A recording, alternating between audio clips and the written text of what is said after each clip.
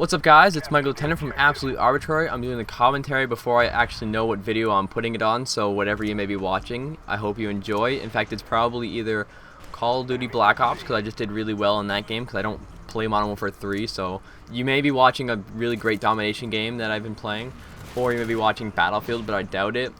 And that's probably the only two options for me right now, because I don't really have any other game footage for you, although a Mass Effect thing is coming your way if you play that game.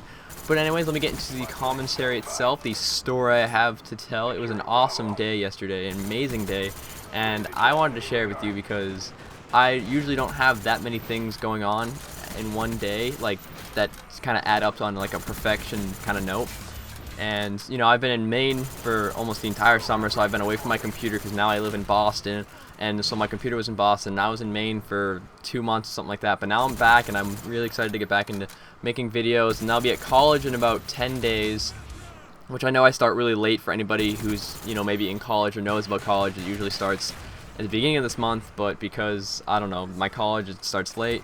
So let me just kind of hop into the amazing day, and whether or not it's amazing for you, it was amazing for me. I had a great time, and I really enjoyed it, and I would love for more days to occur like this. I woke up like it was a normal day, although I had plans. I woke up like it was a normal day. I went downstairs, had Cocoa Pebbles for breakfast, and, you know, took a whiz in the bathroom and whatnot, and then I kind of chilled out for about 2 hours, waited for my dad to get home from work because we were going to the Mix Fest in Boston that day, and it was Gavin DeGraw and Train, which is what I saw because I got there like an hour late. There was also, what's his name, Andrew something, Gramer? Something like that. I don't know. It's a free show. They do it every summer, and it was a great time. And you know, Gavin DeGraw and Train are amazing performers. So I, you know, met up with my dad. We got on the T. We went over to the Hat Shell, and I got to see my girlfriend for the first time in 2 weeks, I think, because she goes to a college just south of Boston, and I'm going to college in Philadelphia, so that's going to be terrible. But I got to see her, which was awesome. It was a great time. I got to meet some of her friends, and that was cool. They were pretty cool people. One of them's like a triathlete, and she has like a half marathon coming up this week or something, or recently, or not. Yeah, so it was like, you know, she's pretty cool in my book. You know, I'm a long distance runner, and you know, just getting back into that. I haven't been running a lot this summer because I haven't had my running shoes up in Maine, which is cool. But so that was really awesome to, you know, to meet a triathlete, even though, you know, whether she may not be, you know, fantastic or not, she still commits to it, and that's really cool in my book. So, you know, the festival, we had alright, you know, places. I mean, it's a free concert. I got there late. I didn't expect to be front row. We had decent viewing. There was this guy who was a monster of a man. He took up like the space of like 4 normal people, and it took a while for him to kind of move on. It was like spotty with like thunderstorms, stuff like that, and it was like every time it would thunder and downpour, people would just go crazy, and I thought that was really awesome because I really love when the crowd at concerts are, you know, into the weather, and, you know, they don't care. They're there for the entertainment, and it was great because, you know, like, and I don't know what the lead singer of Train's name is, but he was like, you know, if you're gonna stand in the rain, I'm gonna stand in the rain, because it's the Hat Shell, so obviously it has, you know, a cover for the band. But he was out, you know, out on the front stage and doing his thing, and that was really awesome. He gave away a bunch of free stuff, and he gave away a signed guitar. And there was this kid, I forget what song it was, because I don't know a lot of Train's songs, although I recognize the music, and I've been listening to them for years. I just haven't really noticed it under the name Train. And there was a song that they all danced like mermaids, and they brought up like these, like an organization that had like, that was supporting like, you know, children, girls, and they were like dancing on stage as mermaids. And he brought these 2 people up from the crowd. There was this one girl who he said, you know, danced really well, and then the other kid had like a plastic tub. It was like kind of round, of like cheese doodles or something like that, you know, like the little, or cheese puffs, I don't know which one, the ones that are like small circles, I believe it was. And he's like, what are you doing? You are so weird, and you're dancing with this container above your head, and who does that? Who brings that to a show? And I thought it was hilarious. It was a great time, really. But, you know, the best part was definitely seeing my girlfriend. You know, she's an absolute joy to be around, which is really funny because her name's Joy. So that was great.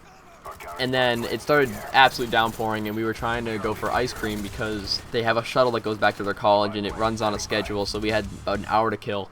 And we were going for ice cream, and we eventually found it, but we ended up going in a circle a couple of times because I was letting somebody else do the directions, which I don't know why. I should have just taken it myself, although I looked up the place we were going to, JP Licks Ice Cream, and it was not on Google Maps, so I really don't know why it wasn't there.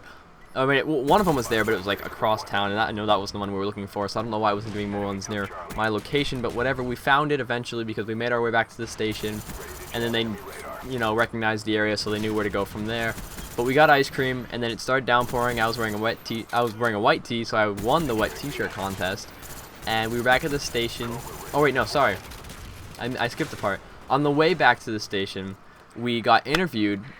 My girlfriend and I got interviewed for local news about the Mix Fest, which is kind of weird because the news people were kind of late to the party as it had been over for like half an hour at that point, and it was pouring out. But I don't actually know if it aired because there was like NASCAR on the channel that shows the news, and so I didn't stay up as long enough to see it, and I wasn't about to watch NASCAR for an hour and a half. It was like a delay, so not really my thing, but that's cool if that's your thing. So yeah, I got interviewed for that. I don't even know if I was on it. I mean, I can probably look on the internet and see if they have anything on it. Otherwise, I probably didn't make it anyways. I mean, generally people who get interviewed like that for 30 seconds don't make it on the news. Occasionally you do, sometimes you don't, whatever. I still like the idea of it. You know, I'm just going to pretend like I was on TV for 15 seconds and nobody saw me, so that was cool. But if you happen to see it and I was on it, I don't think anybody watches Channel 5 News. From what I've heard, it's like the lower end news around here, and they do like more, you know, drama / rumor stuff they hear as opposed to like actual news, but whatever. So if anybody saw that, that'd be cool, but I doubt it aired anyways. It was on at like 1 a.m. or something like that. And so we got back to the tee. We had to say bye, which is, you know, terrible. I don't know when the next time. Hopefully I see her again, you know, within the next week. And, you know, sooner would be greater, but I got back to my house and I had stuffed lobster and steak that melted in your mouth, and it was amazing. The salts the guy put on it, I forget the guy's name. Actually, I think it was Richard. Was it? No, Richard? I don't know, something like that. And he was my aunt's co-worker, and she had like a party for her co-workers, and he made the most amazing food. He made this amazing spicy dip it was awesome, for the chips, and he made stuffed lobster, he made steak, he made burgers from like a fresh cow, right? Like not something you buy from the store. Like he like bought a cow. It was ridiculously good. And so I ate well. I had a great day. I got to see my girlfriend, and then I went to bed early just because I felt like it, which is weird because I'm usually up till like 2, 3, maybe even 4 some nights, and I went to bed at like 11, which is insane. I mean, I didn't fall asleep till about 12:30 or 1, but I was in bed that early, and I was just listening to music and enjoying myself. Because whenever I go to concerts, I get like on a music binge for whatever artists I just saw. So last night I was just listening to Train all night, and it was a great time because I feel like they're such an underrated band. Like, yeah, some of their music goes mainstream and on the radio and stuff like that, but like they're such a good band. And you know, I had a great day, and I felt like telling you guys about it because I really enjoyed my day. So whether or not you enjoy listening to my day is up to you guys, but I enjoyed telling it, and I hope I have a video that's about 9 minutes long because it's about how long the commentary is going to be.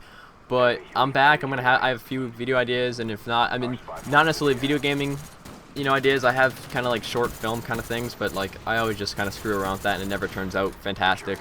But that'll either be on, and it's not gonna be on this channel. It's gonna be on my other channel. But if you guys are interested in that, whatever. But you know, I'm back. I'm producing content. I'm enjoying this, and you know, I've been excited to get back into it for a while. So yeah, I've been gone for the summer, but I'm back.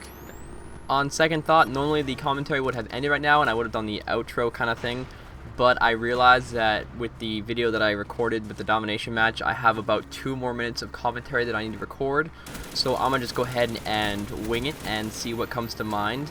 If anyone's curious as to why this domination map is, you know, like quote spectacular or great in any sense or form, for me personally, because I usually play with friends that are more of the Slayer types, like I play with Modern Warbeaver, who probably gets 80+ kills a round and is just an absolute monster and you know, controlling the map.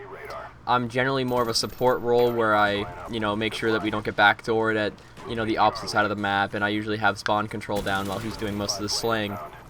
That's why I usually run counter UAV in UAV.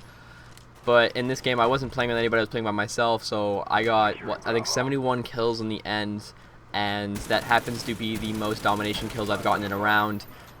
And I wasn't using any chopper gunners or dogs. I did end up using the attack helicopters, which I usually don't run at all. I usually just run counter UAV and UAV, and then Blackbird, because everybody loves a Blackbird. And if you get a Blackbird, that almost guarantees you dogs if somebody has it, or if anybody has any decent amount of ability that they can turn a corner and fire before somebody else does, knowing where they are, and they have to almost guess where you are. But studies show, is a little fun fact on the side that I just thought of, is that if, let's say, you look at somebody in the map, right, and you plan for them to turn the corner, because you're planning for them to turn the corner, your reaction times actually slowed down than if you didn't know where they were and then you had natural reaction time, because natural reaction time is faster than planned reaction time. So that's a little tip. It's a study that was done that showed that. But now I'm actually coming to the real end of the commentary, so I really enjoy you guys listening in for another 2 minutes, and hope you guys watch some more videos. Thank you, and have a nice day.